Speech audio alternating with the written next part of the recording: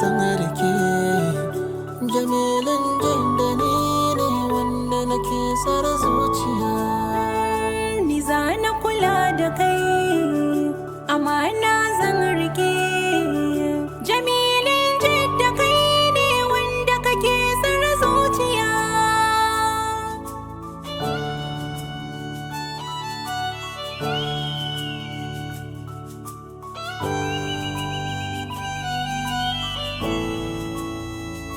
Ina ji ƙanshinki daga nesa ina ganewa, sawayenki suna haskawa, ko cikin duhu suna walkawa, tafiyarki abin birgewa. Inna fata kana gyarawa, malami da mai koyarwa.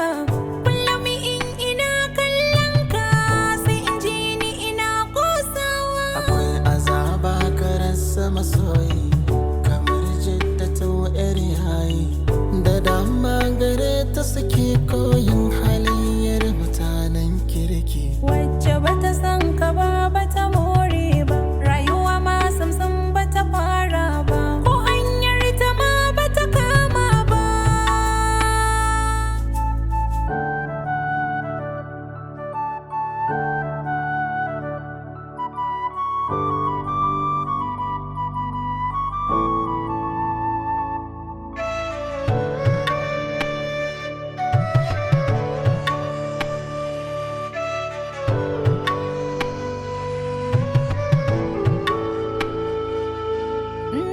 Ba mai tsallake wa'adinsa da lokacin yayi sai ya amsa.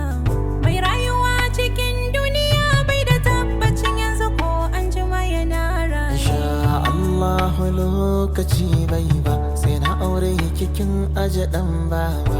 In canza rayuwar ki kamar ba ke ba yaje da baiwar Allah. Ashe soyayya ba za ta kare ba.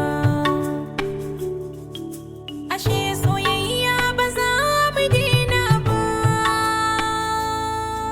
Ashe soyayya ba za ta kare ba, soyayya ba za mu daina ba, soyayya ba za ta yanke ba, da ni da jidda.